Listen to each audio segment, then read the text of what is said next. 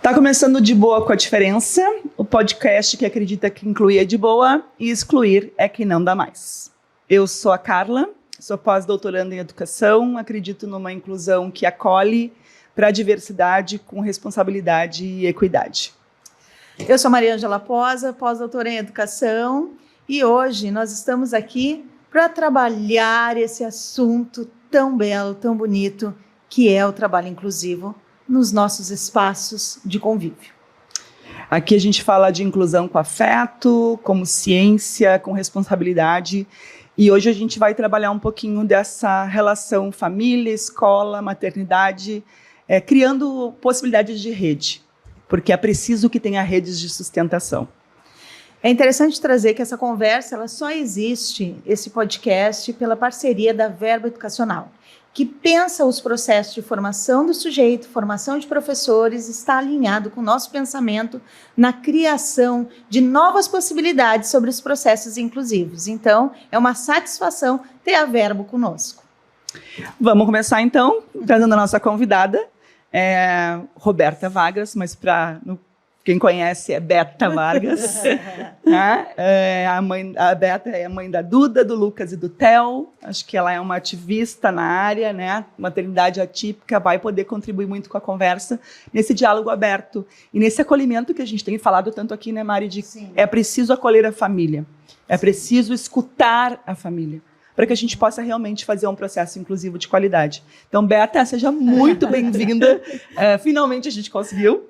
Uma agenda difícil, a nossa. Uma agenda difícil. Sim, mas deu certo, graças a Deus. Obrigada, gurias, muito obrigada pelo convite. Amei meu presente, tá? Minha primeira xícara com o meu nome. Tô muito chique. Pequeno mimo para deixar aí a marca, né? A gente adora uma xícara, né? Adoro uma xícara. Ai, gurias, muito obrigada. Eu adoro falar nesse assunto, né, da inclusão. Parece uma bobagem, né? A gente está em 2026 praticamente falando ainda de inclusão, mas se faz necessário, né? Até porque ela é muito utópica ainda, a inclusão, né? E as pessoas sempre acham que é simplesmente ali abrir uma portinha, né? Na escola, principalmente. Aquela escola... Acontece muito nos meus grupos, né? Eu tenho o Teapoio Rio Grande do Sul, aqui, que são muitas famílias, né? São quase 800 hoje. E aí, ali, sempre tem assim, manda aí a lista de quais escolas são inclusivas. Aí a gente fala assim, tá, vamos... Tem uma lista lá, mais ou menos, né? Então, assim, a gente tenta organizar assim, essa aqui aceita ter, essa aqui nega menos a matrícula. Mas isso não é inclusão de fato, né? Exato. A inclusão para gente, que é mãe de autista, acho que de todas as deficiências no modo geral, né? O autismo, como ele engloba ali uma questão comportamental muito grande, né? E uma questão também, às vezes, de um déficit intelectual, ele acaba sendo mais desafiador do que, às vezes, um PC ou uma outra deficiência, né? Engloba muitas coisas, né? Muitas variáveis. Mas a inclusão é para todos, né? Toda pessoa com deficiência, né, tem direito a estar na escola, tem direito a estar no mercado de trabalho, mas parte da gente, né? Tu falou que eu sou ativista, a gente não tem muita escolha. Eu lembro quando veio o diagnóstico do Theo, eu falei assim, não, você é aquela mãe que faz bafão, que expõe as coisas na internet, não tem como, né? As coisas começam a acontecer. Chegam. Sim. E ou tu age, né, para tentar mudar a realidade, ou tu vitimiza, né? Uhum. Eu sempre digo para as mães, a gente tem dois caminhos quando vem diagnóstico, ou virar vítima, ou lutar para que aquela situação melhore para todos, né? Para a família no modo geral. E não julgo quem fica no papel de vítima, porque às vezes é o que a gente dá conta de fazer, e a gente tem momentos também, né? Às vezes tem um momento mais difícil pós-diagnóstico, vem o luto. Eu fui ao contrário, né? Eu fui correr e o meu luto veio anos depois, assim, na hora que eu me dei conta que realmente era um nível 3, que aquela correria toda de 6, 7 durar anos, mais tempo. Não foi um milagre, que às vezes também os terapeutas te prometem 1000 milagres, né? Se tu fizer isso, se tu fizer aquilo, e aí tudo é cobra da família, da mãe, a mãe corre. E quando ele fez 7 anos, que eu de fato vi assim, tipo, não, ele é um nível 3 de suporte, ele é não oralizado, não vai acontecer um milagre, eu vou melhorar a qualidade de vida dele muito, mas ele não vai se tornar um nível 1, né? E isso é um peso de mim e dele, assim, dele principalmente, porque acho que tu fica naquela expectativa de cobrar de um filho que ele não tem para te dar, né? Então foi bem importante, assim. E aí, para mim, veio o luto mais tarde. Né? E daí eu tive que dar aquela parada e me reorganizar. E o que eu vou fazer? Mas a gente não consegue não se envolver com a escola, não se envolver. E eu penso muito assim, gurias, eu gosto de ir fazer. Só cobrar do governo, só cobrar da escola, só cobrar do terapeuta, da sociedade. É mais cômodo, né? Alguém tem que fazer.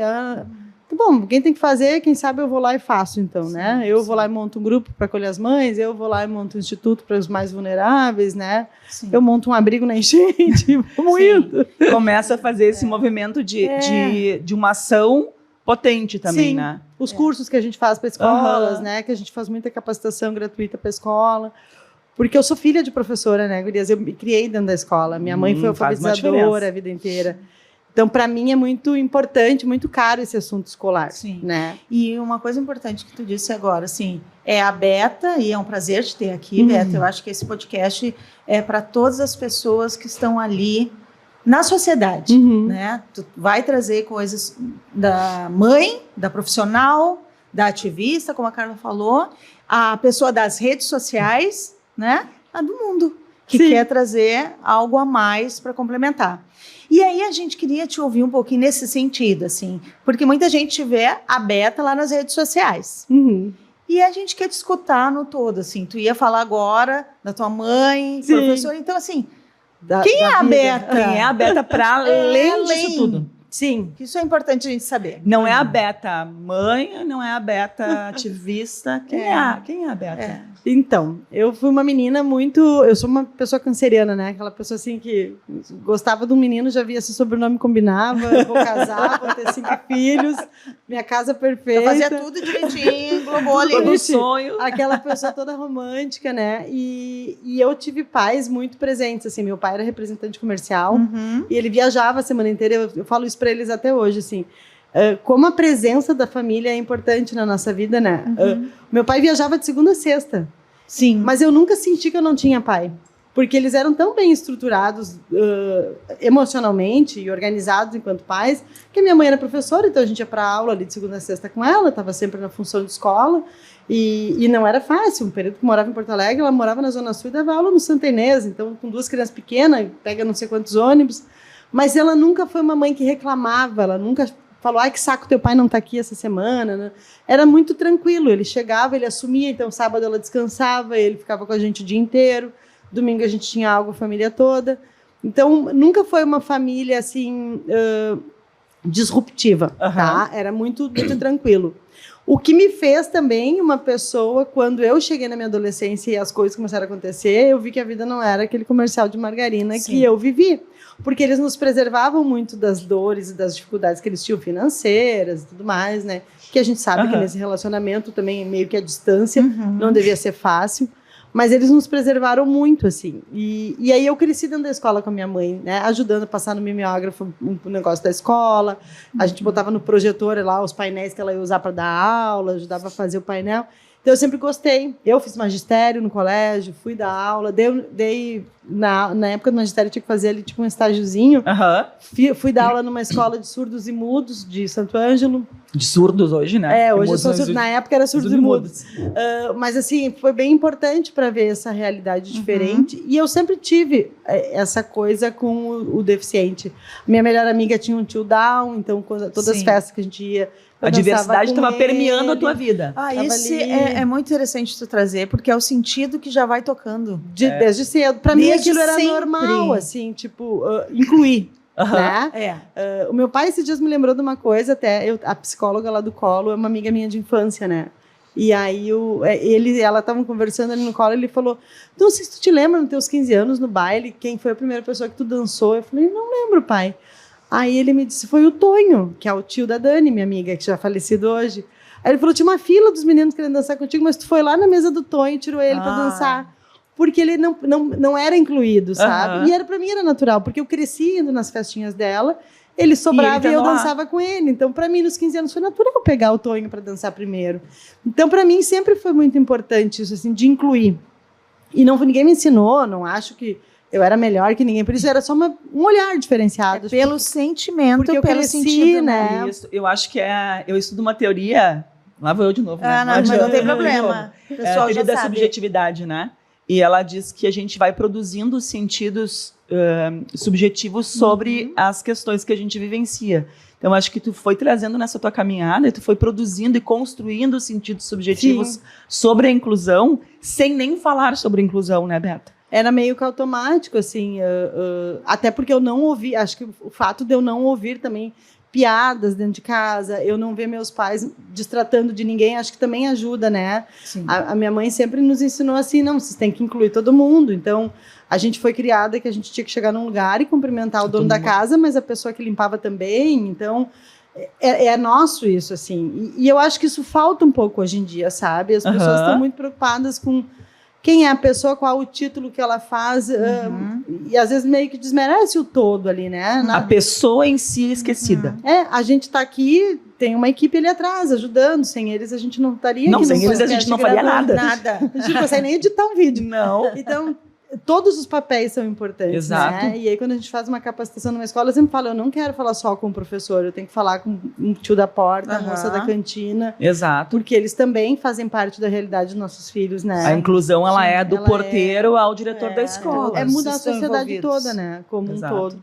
Então, eu me criei assim, né? Aí vim morar em Porto Alegre na adolescência, a gente veio estudar aqui, eu, minha irmã e meus pais vieram também, porque meu pai viajava, daí minha mãe resolveu vir para cá.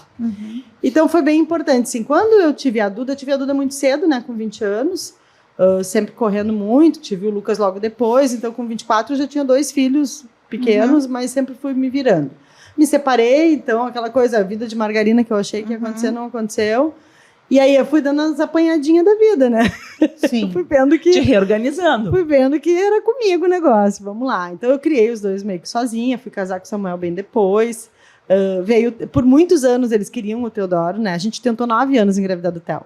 Então, a história da mãe geladeira. Muito desejado. Sim, A história da mãe geladeira do autismo. Né? Não, aqui não cabe. Eu sempre gosto de falar em palestra que a teoria da mãe geladeira, que é a mãe, que o autista é autista porque não deu amor, então todo orfanato seria lotado de autistas. Exatamente. Seria o que mais tem, porque né, é uma situação em que aquela criança ficou sem o amor da mãe, de alguma forma. Então, a gente sabe que esses rótulos, essas teorias. E eles persistem, né? Persistem, eles mudam o nome. Mas persistem os rótulos. Continuam ali. E eu acho que é bem importante tu falar sobre isso, porque hoje a gente ainda tem, né? Eles mudam o rótulo, eles usam outro nome, mas de novo a culpa cai na mãe. Sempre. Sim. Né? Eu sou nutri hoje, né, de autistas, atendo 99% são autistas de TDAH, e eu não pergunto na minha anamnese, por mais importante que seja, eu não pergunto da gravidez e da amamentação, porque eu acho que, de novo, vai mudar na minha abordagem clínica? Não muito. Tá? Eu já sei que aquela pessoa é autista, eu não vou prever uma situação clínica. Então, assim, mas eu vou mudar a culpa dessa mãe ao responder o meu questionário ali do que ela fez na gravidez. Porque na gravidez é só a gente, né? Claro. Não. E hoje a gente sabe de estudos, né, que tem a idade do pai, tem a questão da saúde desse pai também, né? Então, tem vários fatores. As próprias questões externas, de alimentação, de tudo, fatores, né? Então, assim, a gente tem que pensar na inclusão como um todo, assim, 80% dos pais de autistas saem de casa, né, antes dos 5 anos de idade do filho, então a gente está pensando aí de 20% de pais que ficam e muitos trabalham muito, né, o meu marido, ele tem 2, 3 empregos para dar conta da conta que custa lá em casa o autismo, né, porque é tudo muito caro, né, gurias? Exato. E não são pais 100% presentes na rotina, às vezes essa mãe está no corre da criança, e o pai está dando conta da casa, da conta, ou está tentando aceitar ainda o diagnóstico, que é comum. Sim. Né? Então, a gente fala muito de mães solos, né? Mães sozinhas, mães sem ninguém para conversar. Quando a gente vai falar com professores, eu gosto de falar, eu sei que às vezes a escola pede para vocês terem uma distância, mas às vezes essa mãe só tem tu. Não, a escola não pode ter distância. E assim, psicólogos é a mesma coisa, né? Vocês têm a ética, a questão toda, eu entendo, mas às vezes essa mãe só tem tu de adulto naquela semana inteira para conversar. Não, acho que tu traz um ponto importantíssimo, Beata, assim, acho que a escola precisa ser espaço de acolhimento. Tem que ser o espaço de colo daquela família. Tu entende? E como é que eu vou ajudar a criança se eu não entendo o contexto da casa? Exato. Porque eu posso estar ali vendo o comportamento focado da criança dentro da sala de aula, aula, mas ela tá me mostrando alguma coisa que tá rolando em casa.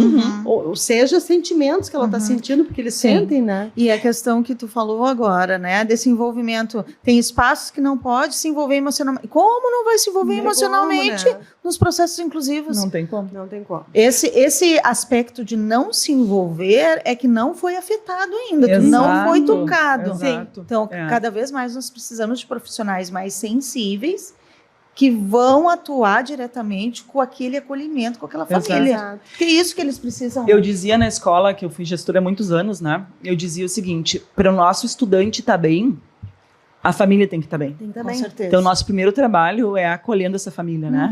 E a gente vive num país onde a grande maioria não tem acesso às terapias todas, né? Não tem, é uma minoria que tem um acesso às terapias. E aí, assim, ó, eu tenho lá poucas horas para lidar, hoje que a gente tem uma questão, né, de ter um instituto que cuida de famílias vulneráveis. Eu tenho poucas horas para tratar essa família, né? Não é o padrão ouro que a gente consegue dar pela verba que se tem e tudo mais.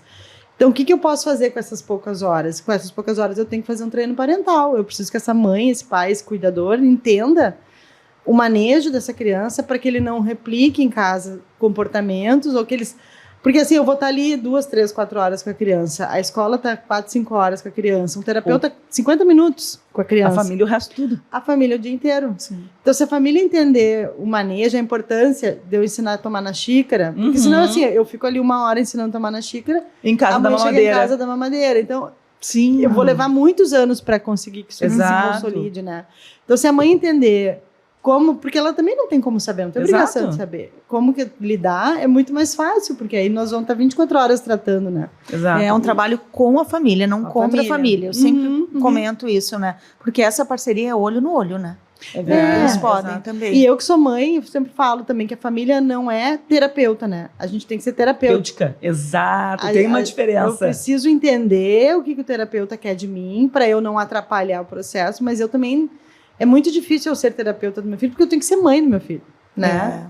O professor tem que ser professor. Sim. E o terapeuta, terapeuta. Exato. Né? Mas é meio complicado esses papéis todos, assim, né? Quando a gente né? fala... A gente precisa aprender junto, né? Exato. Quando a gente fala, acho que no autismo, é a minha área de estudo também, né? Eu acho que isso fica muito pesado, assim, né? Para as famílias, muitas vezes, porque cobra-se muito, né? Tu tem que estar sendo pai, sendo mãe, mas tu tem que estar pensando nas práticas educacionais, mas tu tem que estar pensando em replicar a terapia em casa.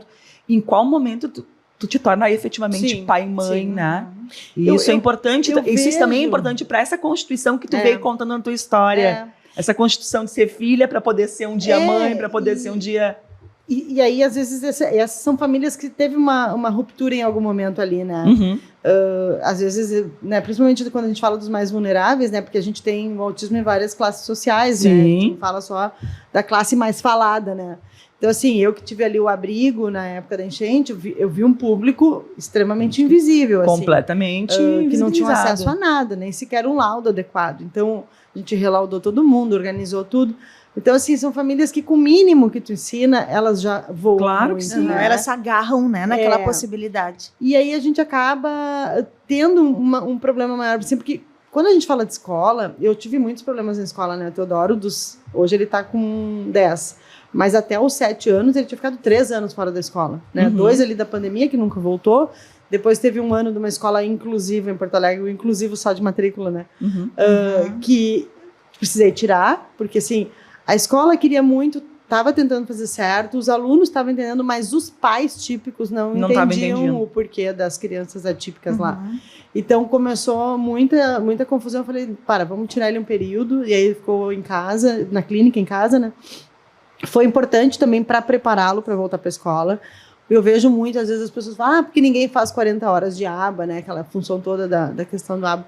Meu filho precisou de 40 horas de aba na semana ali pra gente dar um intensivo para colocá-lo na escola. Então, às vezes, tu precisa de um gás de terapia para conseguir de novo tentar reinseri-lo, né? E aí, quando a gente fala de nível 3, é totalmente diferente do nível 1. Jamais desmerecendo o nível 1, que tem suas grandes demandas, claro. Eu atendo vários.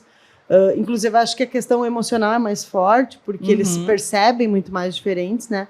Mas o nível 3, a gente está falando de uma mãe 2 e 3, totalmente cuidando daquele filho, né? Uma pessoa totalmente dependente de tudo, que tem muitas demandas, que normalmente não está na escola, que a escola não está preparada, né? O Theo é a primeira criança hoje da escola dele, nível 13, e a escola me falou, não temos, quando eu fui fazer matrícula, mas a gente quer aprender.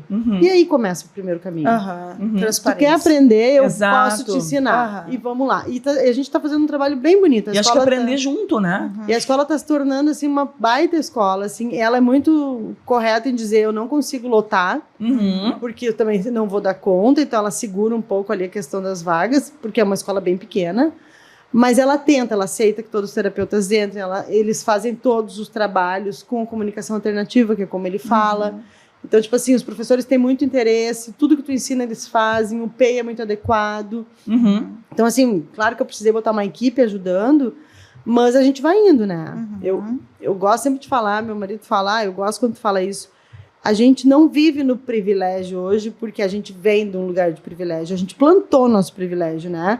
A gente não estava numa situação financeira boa na época do diagnóstico do Theo, muito pelo contrário, eu precisei parar de trabalhar, ele dando conta, precisei vender comida congelada, eu fazia marmita para comprar o primeiro iPad para ele se comunicar. Então, as pessoas que veem a beta da internet hoje, elas veem um recorte de 11 anos de autismo, né?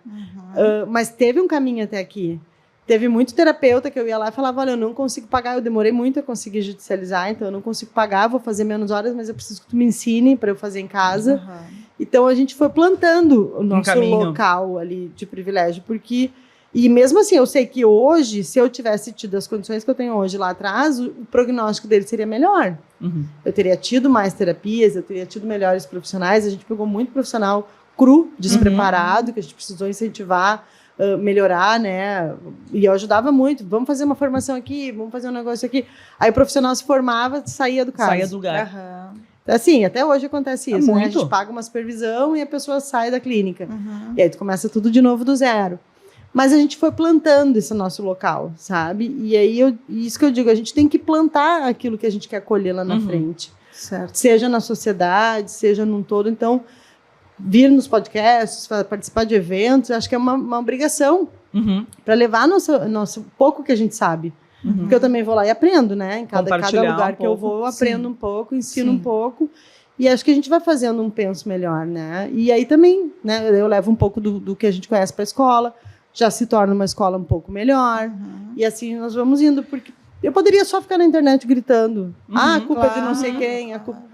Né? Eu tento não expor o Theo na internet. Eu só acho posto, bem importante isso de ti, assim. Eu boto sempre as conquistas dele, o que deu certo. Meu Insta sempre foi de dicas pra mãe, né? Desde lá atrás, como que eu plastificava com ferro de passar roupa, PEX, que eu fazia, com chapinha de cabelo, que era o que tinha. Eu ainda não tenho uma plastificadora, só tenho no colo. Mas lá eu já dava dica pra mãe, né? Tenta tal coisa, que funciona isso. E aí foi crescendo nesse sentido, né? Porque aí eu acho que não adianta eu só reclamar, eu preciso tentar apresentar uma solução, né? Sim, claro. Uma coisa Mas acho viável. que tu pega uma via, tu fala de uma coisa importante que a gente acredita muito, que é tecer saberes, né?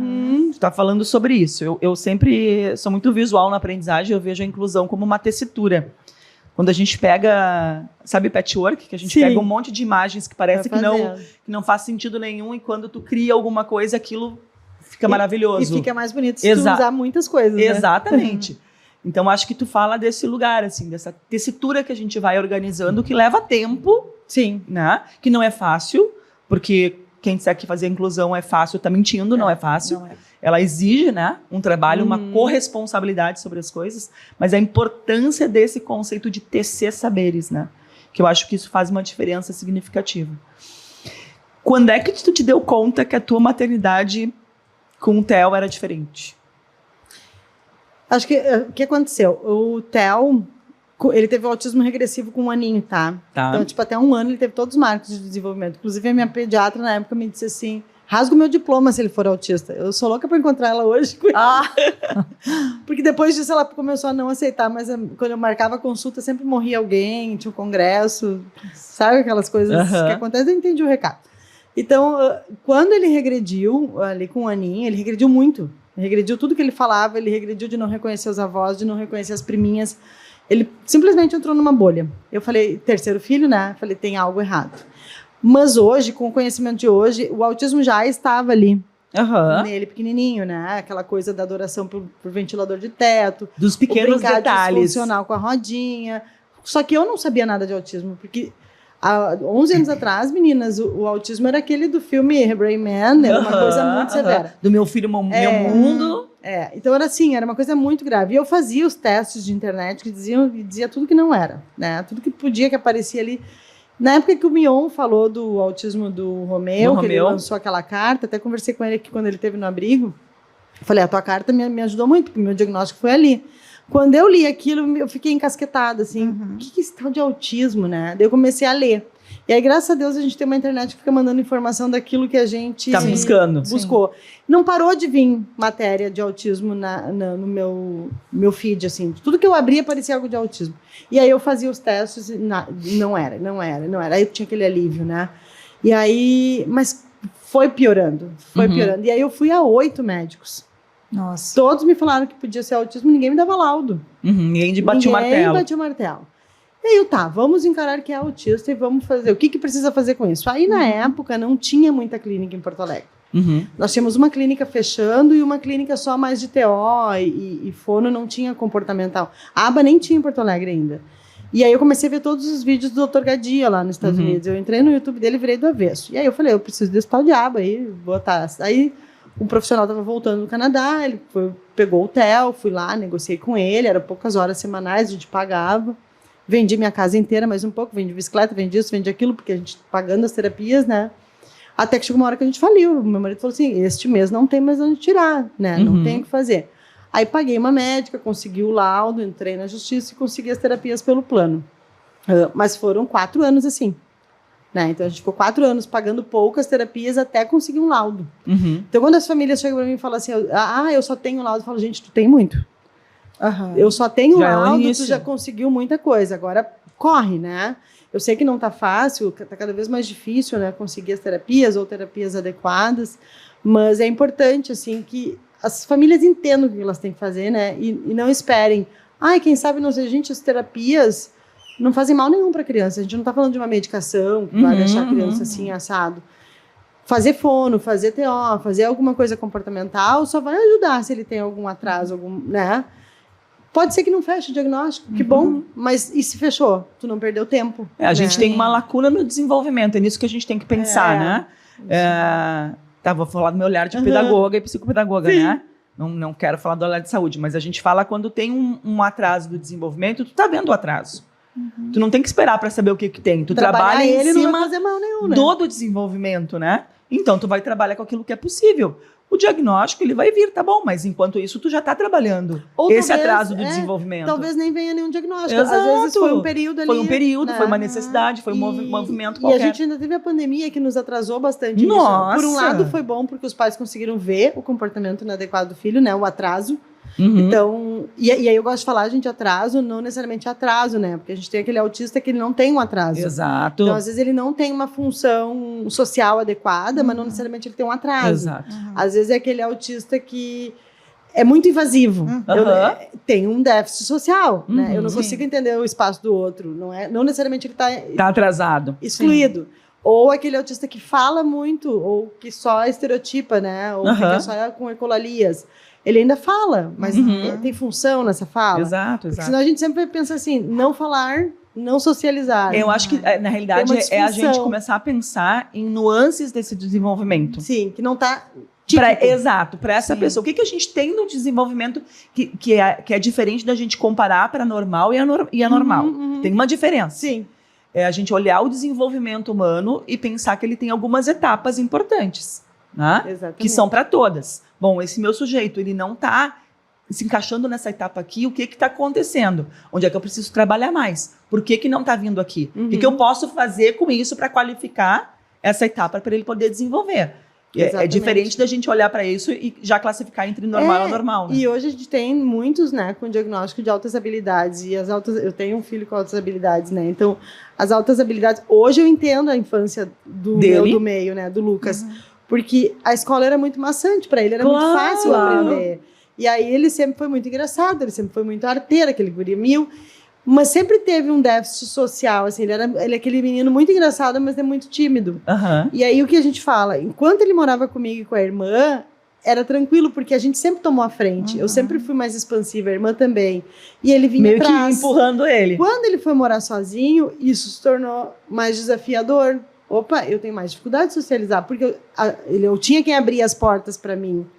E aí, na idade adulta, eu atendo muitos adolescentes com altas habilidades, né?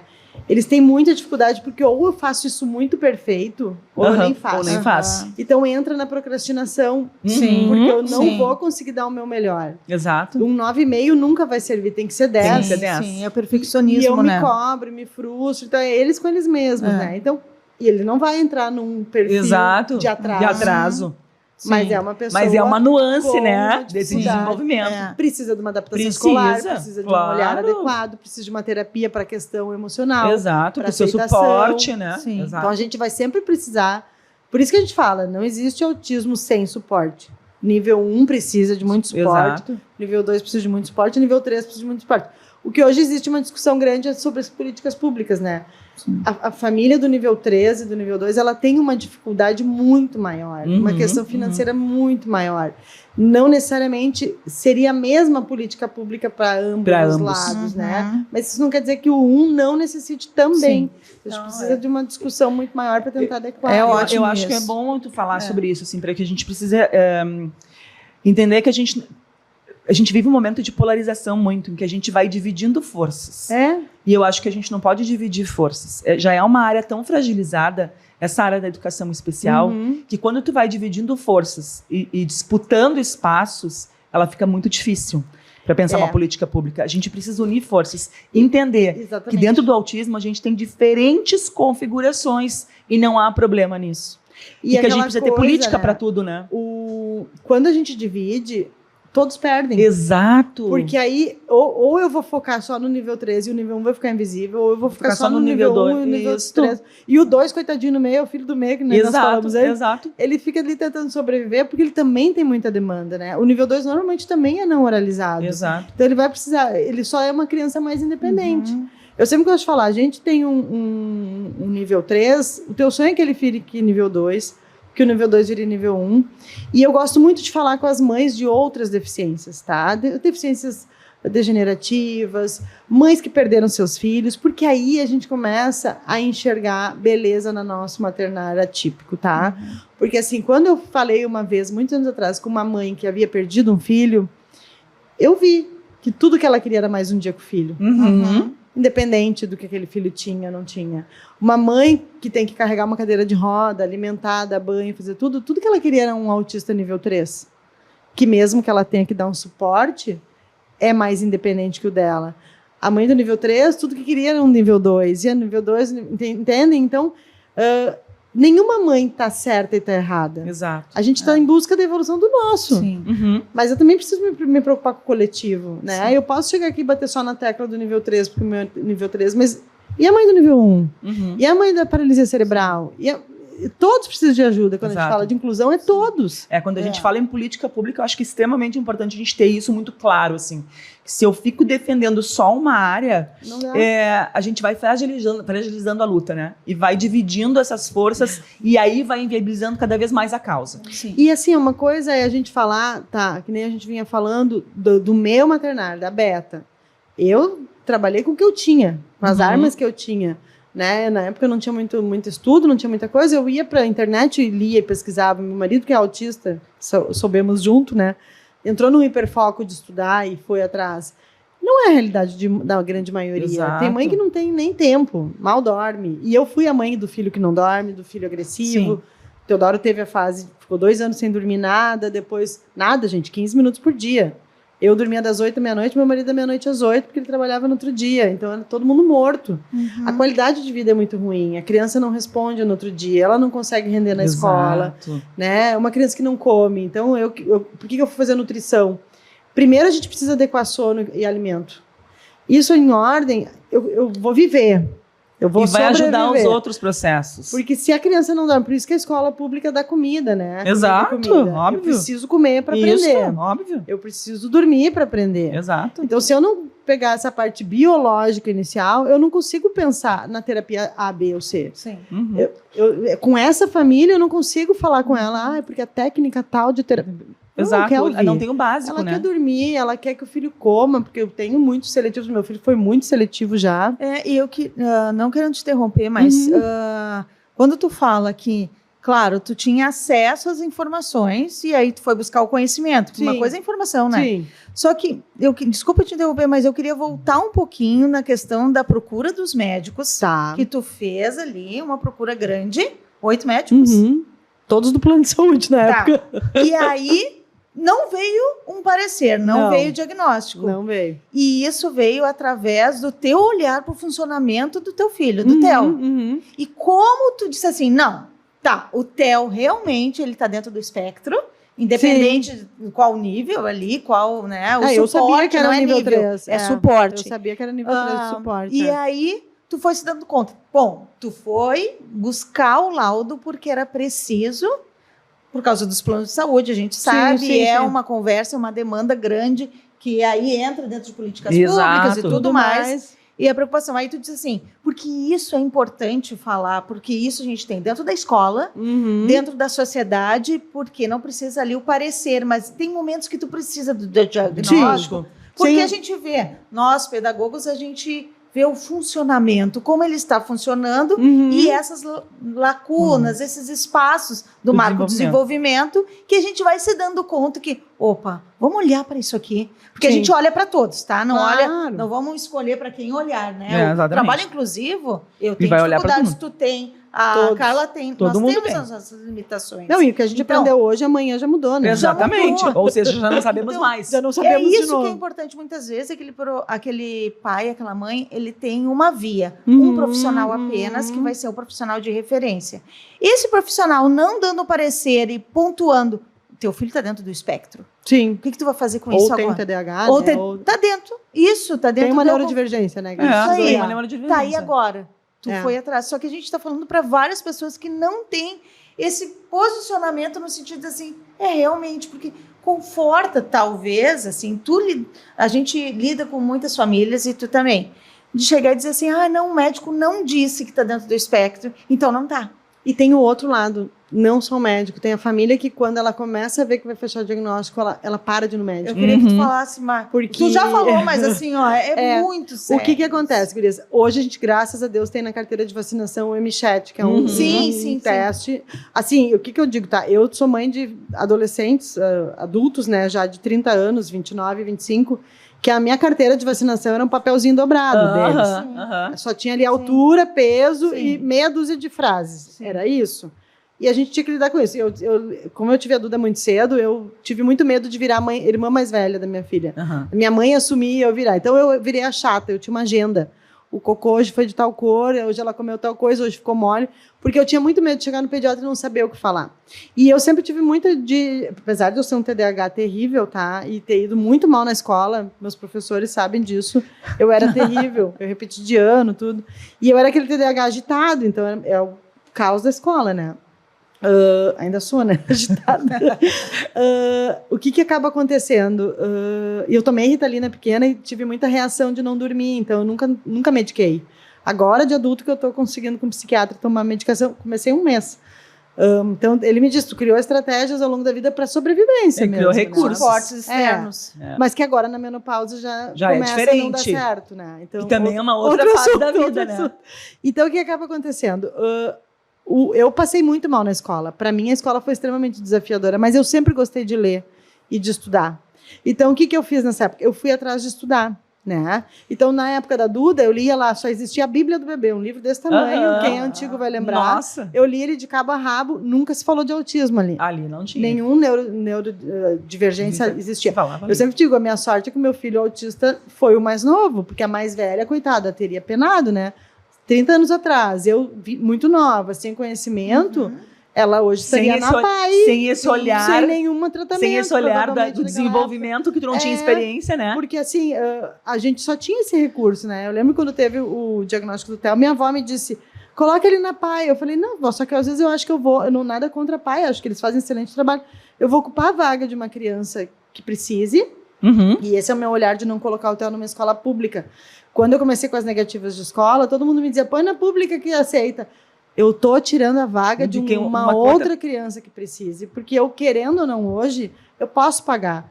Me apertando, mas eu consigo pagar o colégio. Então, eu preciso deixar a vaga para quem não pode pagar, para a mãe que precisa trabalhar. Porque a escola, às vezes, é a rede de apoio da maioria das mães. Uhum. Quando a gente não está na escola, a mãe não trabalha, a mãe não produz, a mãe não faz nada. Exato. Então, nessa Berta, deixa eu te dizer que olhar cuidadoso esse humanizado, Não, assim, mas é desse entendimento, porque isso é entendimento do investimento público, da necessidade do outro, da importância de um espaço para todos. E não é pensar e não é que toda família que tem essa consciência. Eu sei que a escola pública está melhor preparada do que a privada. Tenho certeza disso. Mas o meu papel é tentar mudar a privada. Com certeza. E claro, se eu não fosse aceita em nenhuma escola, eu tive 8 negativos de escola, né? De matrícula. No período que eu tirei ele da escola. Então, só a escola dele me aceitou. Graças a Deus, é uma escola maravilhosa. Então, assim, mas eu posso pagar. Todo mês a gente pena para pagar a escola, uma escola barata. Mas eu falo, eu não vou tirar a vaga de alguém que precisa, porque eu sei que tem um limitador de vaga também. Tem. Não é que vai te negar a vaga, mas às vezes aquela criança vai ficar sobrando. Exato. Ou ela vai ficar 2 horas na escola, 1 hora e vão mandar a mãe buscar. Porque o professor também está sobrecarregado. É muita gente. Então, o que aconteceu nessa época? Eu tenho o MChat hoje na carteira de vacinação. O TDAH vai indo, né? Meu marido disse que eu abro várias Tem o MChat na carteira de vacinação, então as famílias façam o MChat. O que eu digo quando tu for fazer uma avaliação, tá? Quando eu fiz. Na época não tinha o MChat, eu tinha a ATEC. ATEC. Depois eu posso botar, se vocês quiserem. Sim. Eu fiz a ATEC desde muito novinho. Desde os 2 anos dele eu fiz a ATEC. A ATEC, ele é um site americano. É um rastreador de autismo bem importante. E ele marca, que eu gosto sempre de falar para as famílias, sempre que o Theo vai começar uma terapia nova, uma medicação nova, ou a gente vai mexer em alguma abordagem, eu faço uma TEC. Porque ali eu consigo saber como que ele está andando. E ela separa em núcleos, né? Social, comunicação, as questões das AVDs. Então, ali vai ter uma nota. Quanto mais alta a nota, mais severo. Era na época que a gente fazia TEC, era leve, moderado, severo. Mais severo ele era. Sim. Quanto menor a nota, mais leve era. Todos esses 8 médicos me falaram que ele seria um autista leve. Não, ele é autista leve, nem te preocupa. O que isso faz? Acho que um medo, às vezes, de te assustar, pode ser, mas eu acho uma falta de comprometimento, porque eu posso pegar esse assunto, autismo leve, e não fazer nada. Exato. Não correr atrás. Eu já não recebi uma carta me pedindo as terapias. Eu já não recebi um laudo e ainda me fala que é leve. A chance de eu perder toda a intervenção precoce é gigante. Sim. E uma coisa importante, assim, pediatra e neurologista. Tu procura esses 8. Mistura. Não, todos eram neuros, 8. Todos 8 neurologistas. Porque é bom. Porque isso é um dado interessante. Muitas vezes a família só tem o pediatra de referência, né? Então o pediatra, cabe aos pediatras, né, conseguirem dar uma instrução melhor. Hoje eu estou dando aula em 2 pós-graduações de pediatria, de nutrição. Maravilha, ótimo. São pediatras e herbiatras. Uma é uma particular e a outra é a PUC do Paraná. Eu dou aula de autismo e assim, eu adorei que a PUC do Paraná me pediu não só a parte nutricional, tudo do zero do que é o autismo, assim. Beto, eu quero que tu explique do beabá. Porque a gente precisa também que os médicos se atualizem, né? Então, assim, eu tô dando bastante aula em pós e eu gosto muito. Que ótimo. E eu vejo que as perguntas são bem importantes porque eles se sentem seguros. E às vezes básicas, né? Quando eu dou aula nos formandos de psicologia, eles não sabem a diferença de nível de autismo. Eles estão se formando, eles vão atender um autista amanhã. Então, a gente começa lá do zero. Vou te explicar o que é autismo. Porque na faculdade, assim, entre todas as questões neurológicas, aparece lá o nome. Ninguém se aprofunda, na formação. Então, as pessoas ninguém se aprofunda, na realidade, em qualquer formação, formação, nutrição também. Na saúde, na educação. Eu entrei na nutrição sabendo que eu ia trabalhar com neurodivergência, então eu já fui fazendo as capacitações separadas. Tu foi procurando, porque já tinha esse objetivo. Eu perguntava para os professores, no fim, eles me perguntavam como é que funcionava para a gente chegar num consenso, mas não tem. Também é um nomezinho lá no meio de algumas... não tem esse aprofundamento. Ainda entra como doença, né? Não é nem um transtorno. Então, hoje tem a TEC que tu pode fazer, e o que eu gosto de falar para as famílias, tu entra no site, tu vai escolher lá, selecionar em português, e tu vai começar a responder. O que eu peço que os pais façam? Sejam muito honestos com a resposta. Porque a pergunta é assim, ele pega a xícara isso é um problema, isso é um problema mais ou menos, não é uma resposta sim, sim, não. Sim, não. Eu preciso dizer se isso realmente é um problema. Tu precisa descobrir se isso tem uma dificuldade funcional para essa criança. Ele troca a fralda, ele limpa o bumbum, limpou uma vez na vida do bumbum, não, ele não limpa o bumbum. Ou ele limpa o bumbum todo dia, ou ele não limpa o bumbum. Então, tu tem que ser bem rígido para tu ter uma resposta boa. Então, eu sempre fiz até que mandava para o meu terapeuta, faz para mim para ver se o meu número bateu certo, e aí batia. Porque eu tinha medo de eu estar sendo numa dessas leviana em alguma resposta, sem querer. Porque o olhar, às vezes, da gente vê, não, mas isso ele faz. Não, não faz. Fez uma vez, não fez uma vez, faz de vez em quando. Então, ele não faz ainda. Para a gente poder trabalhar. Então, ali a gente consegue ver o andar. Ali eu vi que ele era um nível 3. Primeira vez que eu fiz com 2 anos. Ele já oscilou muito nos dados ali, já foi muito severo, já foi para mais leve. Aí, depois já subiu de novo. Porque oscila, né, gente? Sim. O nível de suporte vai oscilar. Depende do momento de vida, a idade. O período que ele ficou fora da escola, ele ficou extremamente agressivo, regrediu um monte, né? Tive uma profissional também, que foi uma fono, que botou meio com trauma nele na comunicação alternativa, então a gente regrediu em toda a comunicação, aí eu não consigo comunicar. Eu tô fora da escola, eu mordo. Exato, é o que me resta. Ele me mordia o dia inteiro, eu era a mãe mordida. Então, isso que às vezes a gente gosta de falar, assim, quando eu vou conversar com uma mãe, eu tento trazer a minha experiência, porque eu passei por todas as fases. Eu passei pela privação de sono, eu passei por não comer, eu passei pela mordida, eu passei por não conseguir entrar em lugar nenhum. Eu morei 2 anos em Caxias na pandemia, né? Eu não entrava em nenhum restaurante. E Caxias, tudo que tu pergunta, eu não consigo nem dizer se eu gosto de Caxias, porque eu não vivi em Caxias, né? Fiquei isolado. Tudo que tu pergunta, assim, o que tem para fazer em Caxias? Ah, tem a vinícola tal, o restaurante tal. Tudo era sair para comer. E eu não podia fazer aquilo. Sim. Então, é uma coisa assim, que tipo assim, mas o que essa cidade tem para criança? Ah, o parque tal, é um frio do caramba, né? Sim. Tipo assim, né? E aí ele fugia. Então, eu gosto sempre de falar com as famílias assim, quando a gente fala de políticas públicas, todo PCD tem direito à vaga.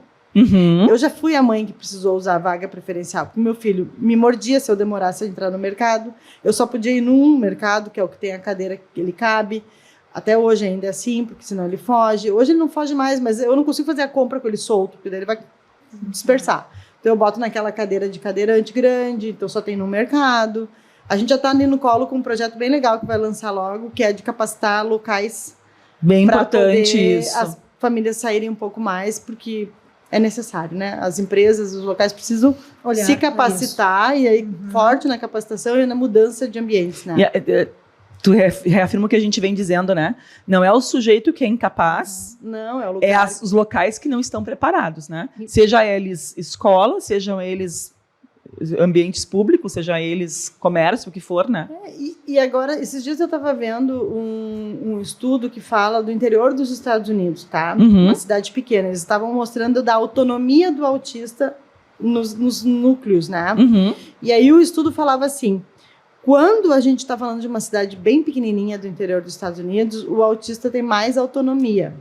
E eu fiquei com aquilo, né? Tipo assim, mas vai ter menos recursos de terapia e como tem mais autonomia.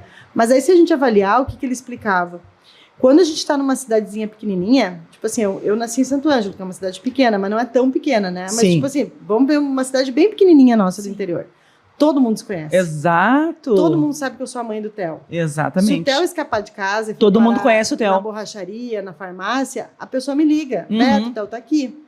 A rede de apoio aumenta. Ela aumenta. A cidade inteira é a tua rede de apoio. Exatamente. A escola sabe quem é o teu filho e vai dar um jeito de adaptar, né? Então, tipo, mesmo que te olhem feio, que isso acontece, mesmo que te rotulem, mesmo que te apontem o dedo, mas ele corre menos risco, digamos assim. Então, eu deixar ele um pouco mais solto... É mais fácil. É mais fácil. A autonomia desenvolve mais rápido. No grande, eu tenho mais carro, eu Com tenho certeza. mais perigo... Eu tô sempre correndo mais, então eu vou prender mais essa pessoa. Isso faz uma diferença significativa da gente pensar. Numa cidade pequena, às vezes a escola é a mesma para todos. Exato. Ele automaticamente vai fazer um amigo ou outro, ou ele vai crescer. Porque inclusive convive na escola, mas convive na cidade com as pessoas. A gente cresceu no interior, a gente sabia quem era o menino Down, o cara que tinha algum certo atraso, não se tinha nomes ainda, né, das coisas. O Down era mais visível, né? Mas a gente sabia. Mas sabia quem era. Todo mundo sabia. Aquele lá eu não sei quem. Aquele lá eu não sei quem lá. Isso. Mas num centro grande, não. Né? Então o risco é maior. E aí entra de novo a questão de essa sociedade aqui não está preparada para te ajudar, ela não virou rede de apoio, né? Tem um Exato. estranhamento ainda muito forte, né? E a escola nega porque pode ter outra que aceite, Exato. né? A escola fala, não, vai lá naquela lá que é mais inclusiva. ter. Não, mas todas devem ser inclusivas, né? Todas devem ser. Tu fala de rede de apoio, né? Uma outra coisa extremamente importante, né? Tu teve rede de apoio? Como é que foi essa rede? Como é que tu construiu isso? Bom, quando a gente descobriu o autismo do Theo, os meus mais velhos estavam jovens, né? 15, 18 anos. Então, o que a gente conversou? Por mais que eles nos ajudem, até hoje, assim, se a gente tiver que sair, eu e o Samuel, quem fica são um dos meus filhos. Qual a idade deles? Hoje eles têm 29 e 25. Uhum. Eles tinham 19 e 15, 18 e 15 quando eu engravidei. Então, assim, eles estavam na fase da faculdade, na fase de sair. Eu não quis que eles virassem cuidadores, apesar deles ajudarem muito, né? Tanto que a Duda trabalha com isso, foi fazer pedagogia agora. Tá contigo no colo, né? Ela fez que lindo toda isso. a formação de análise do comportamento, né? E tudo mais. Então, assim, ela cuida da parte pedagógica do colo. O Lucas já escolheu outra vida, né? Ele é empreendedor, ele tem o trabalho dele. Mas ambos sabem cuidar muito bem do Theo, assim, são as pessoas que a gente confia. Eu sei que quando eu não estiver mais aqui, provavelmente são eles que vão cuidar, então, porque a gente ainda tem esse peso, né? Como é que eu vou morrer? Exato. Quem vai ficar? Quem vai cuidar? Porque é um nível de esporte que vai precisar de esporte. Então, eu quero que eles vivam hoje, porque lá na frente eu sei que eles vão se privar de muitas coisas para me substituir. Então, a gente fez um combinado, eles vão ter a vida deles normal, eles vão fazer as coisas deles e, eventualmente, eles nos ajudam quando precisa. Então, até hoje, assim, se a gente precisa sair juntos, um dos dois vem para ficar com o Theo. Mas normalmente assim, o meu marido fica para eu fazer alguma coisa e eu fico para ele fazer alguma coisa. Ele trabalha uma vez por semana, uma vez por mês, em uma semana em Blumenau. Então, um revezamento. Por isso que eu te falei, né? Essa semana eu não consigo, porque o Samuel não tá aí. A gente reveza muito, assim. Se eu atrasar aqui, ele corre, vai. Mas é muito pouca a rede de apoio. Não porque as pessoas às vezes não querem te ajudar, às vezes elas não sabem como te ajudar. Meus pais já ajudaram bastante, um período eles não moram aqui, mas eles já estão também ficando mais velhos, já têm suas dificuldades ali, o Theo tá maior, então, porque também tem que saber correr caso necessário, se antecipar em caso de alguma situação. Hoje o Theo é uma pessoa extremamente organizada, assim, acho que ter uma rotina organizou muito ele, que é bem importante, né? Previsibilidade e rotina para o autismo. Então, ele sabe a hora do banho, ele sabe a hora da janta, ele acorda, ele já escova o dente, ele é bem independente, assim. Então, é fácil cuidá-lo, tá? Hoje ele não tem mais crise, ele dorme cedo, acorda cedo. É mais fácil cuidar, mas já teve momentos muito difíceis que aí não tinha nem como eu pedir ajuda para alguém, né? Sim. Tu e o teu esposo. Era nós dois e se virando, né? Isso é pesado às vezes, assim, né? É importante a gente falar sobre isso, porque né? a gente aprende, a gente se torna mães, assim, que a gente vai muito pouco ao médico, gurias, a gente não consegue fazer nossos exames. Se a gente adoece, ninguém consegue te substituir, porque é muito difícil. Esse é um ponto importante, desculpa, Mari, da gente falar na importância que a gente precisa, também a escola olhar para isso, assim, né? De poder acolher essa família e poder dizer para essa mãe, olha, usa esse tempo que teu filho está aqui na escola para cuidar de ti. Sabe que uma vez eu vi um terapeuta falando assim... um terapeuta que eu não indico muito ele mais, ele falando assim, olha que horror, a escola chamou a mãe e ela estava no salão fazendo cabelo. E eu olhei para ele, e daí? Exato. E daí? E se eu quiser levar para a escola e voltar e dormir? Exato. Tu, quando tu tem sono, tu dorme, quando tu quer fazer cocô, tu faz, quando tu quer fazer xixi, tu faz. Isso. A gente não. E tu conseguiu falar isso pra ele? Falei. Coisa linda. Coisa boa. Falei, porque Precisa. e daí, tem que falar. Tem que falar, tem exato. E daí, as mães têm direito a conforto. Quando eu falo com as mães de escola, eu falo, vocês não precisam sofrer da vida toda. Vocês têm direito a conforto, têm direito de se cuidar. A chorar, a dizer que não consegue. A se quiser, a querer dizer, não, agora eu não dou conta. Exato. Eu preciso que tu me ajude É aquela coisa do outro e julgar, poder né? dizer, acho que também acho isso, né? Que é preciso dar direito para essa mãe de poder dizer para o seu próprio filho, agora não. Agora eu não sou consigo. eu. Agora eu preciso tomar banho. Agora eu preciso fazer xixi. Sim. Tu entende? Porque me parece que uma sociedade vai mascarando isso como tem que ser a super mulher, né? E como é muito pesado, gurias, o dia a dia, as pessoas vão se afastando. Claro. Porque assim, a gente acha que, não, é tranquilo. Gente, assim que sai o diagnóstico, os amigos se afastam, os parentes se afastam, e eles se afastam não por maldade, às vezes, por não saber como lidar com o teu filho. Então eu sempre digo, pergunta. Claro. Quer que o teu filho brinque com o meu? Me pergunta. Como que eu faço para aproximar eles? Porque às vezes a pessoa quer, mas ela tenta uma vez, não rolou, daí ela já se afasta. Pergunta, a gente não se importa de Exato. explicar. Sim, mas é um pouco de falta de empatia também, né? Porque aí tu falou, os amigos se afastam. Não eram amigos porque já se afastaram.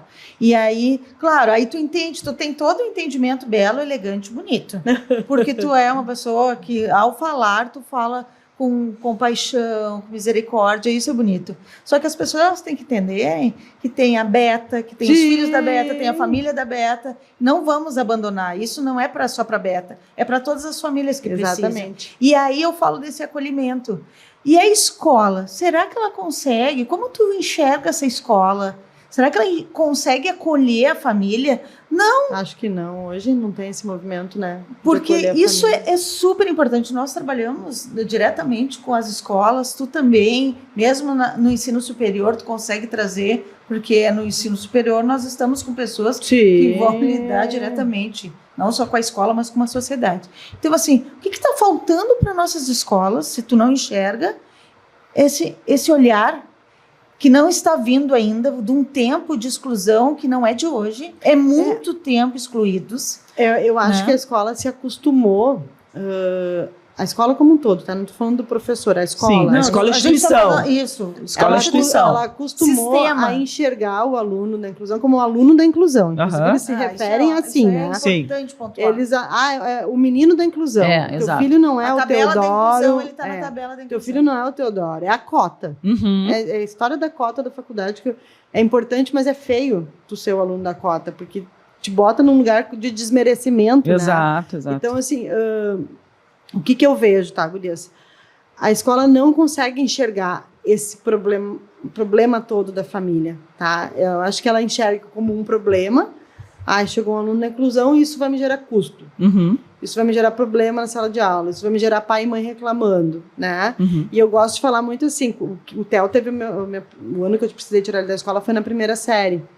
Tá, então o que aconteceu? Eu falo, gente, teu filho não vai cursar medicina amanhã. Eles ontem estavam brincando de brinquedo na educação infantil e hoje eles estão sentados numa mesa olhando para frente, que eu também acho um erro. Uhum.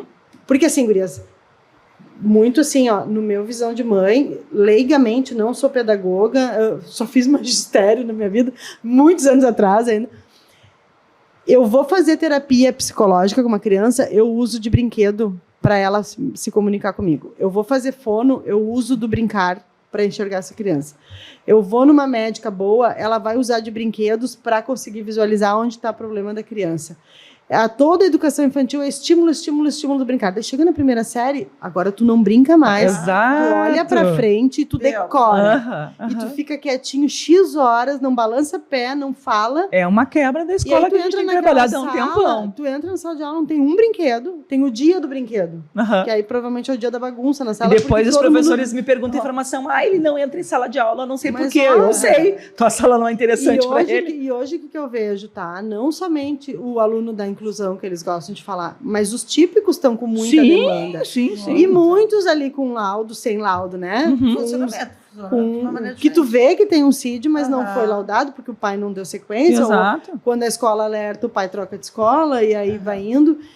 Mas a gente, quando tem um autista nível 2 e nível 3, a gente não tem essa escolha de eu não quero o diagnóstico ou eu não quero que saiba que o meu filho é autista. A gente não tem essa escolha, gente. É nítido que ele é autista.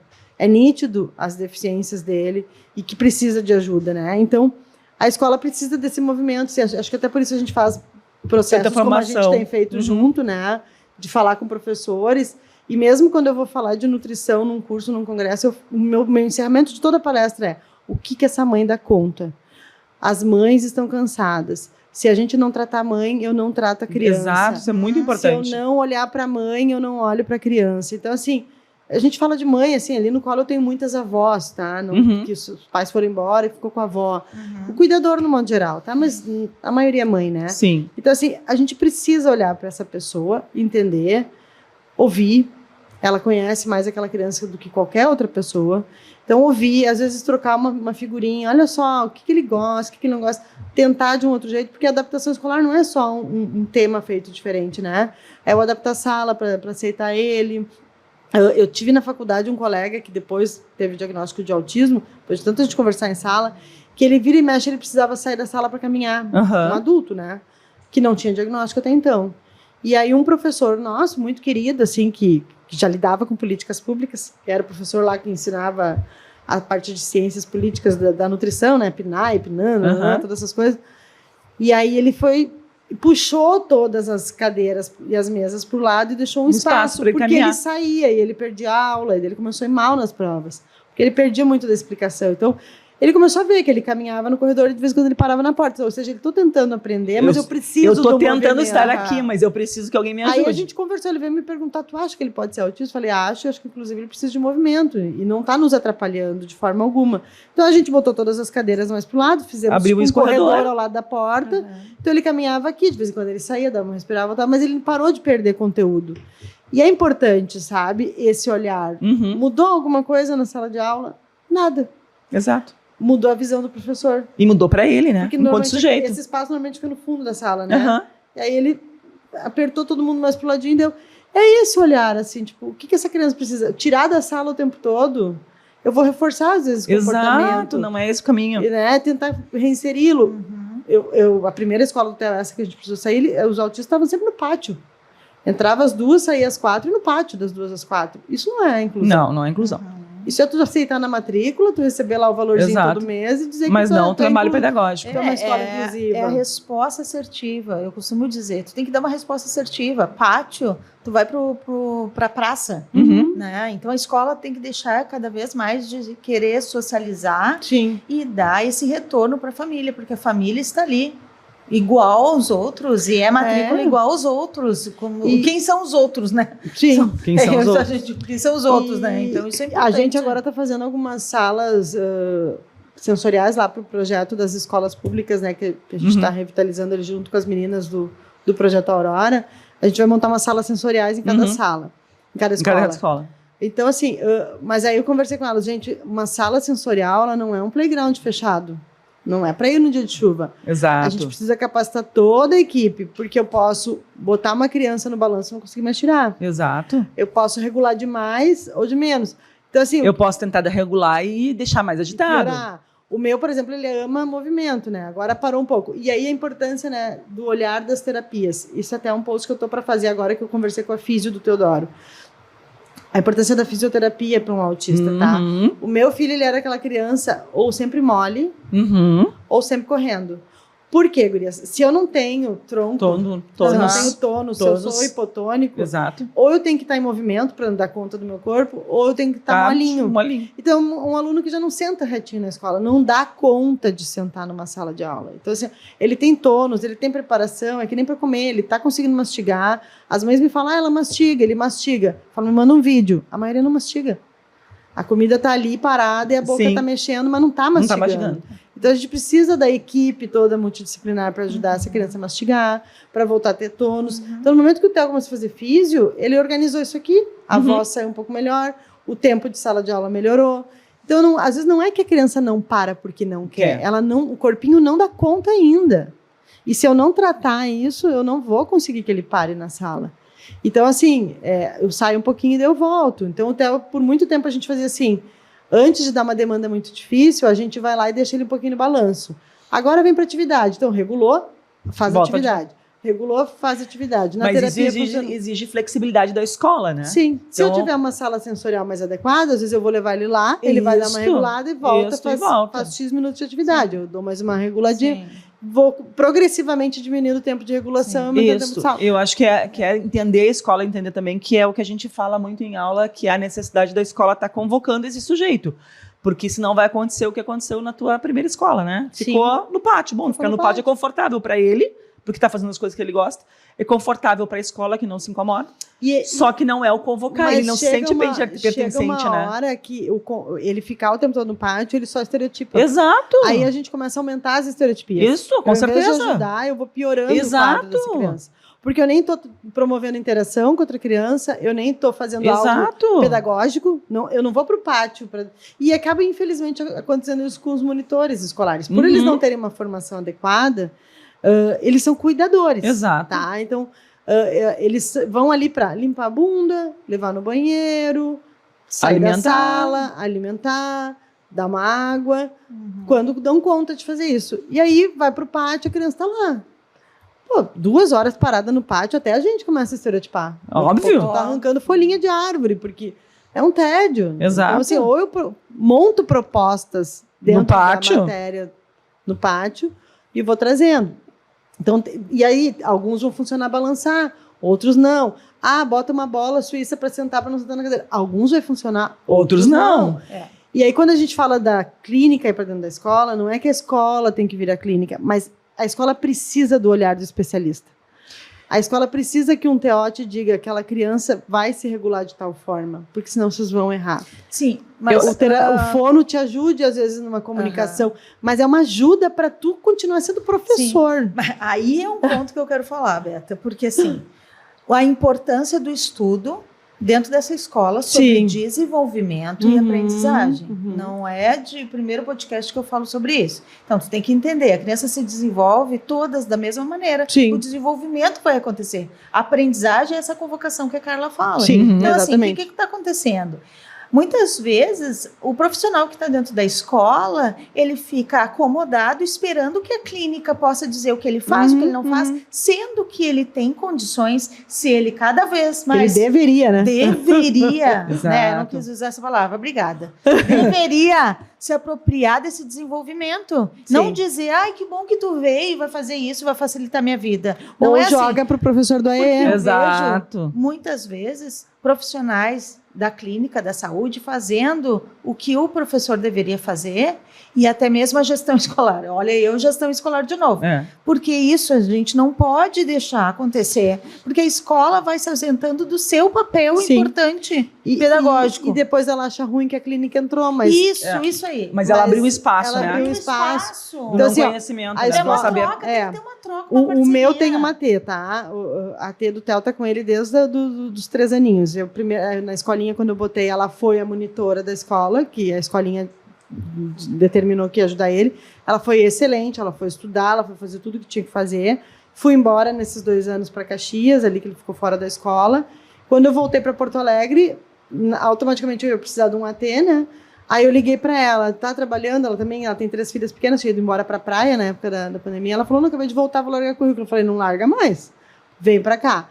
Aí a gente fez todos os treinamentos, ela fez todas as capacitações, ela se formou, ela já fez uma pós em alfabetização. Continua pedagoga, continua professora, com o viés terapêutico todo. Ela mexe, gente, na comunicação alternativa do Theo melhor do que todo mundo, melhor do que a fono dele.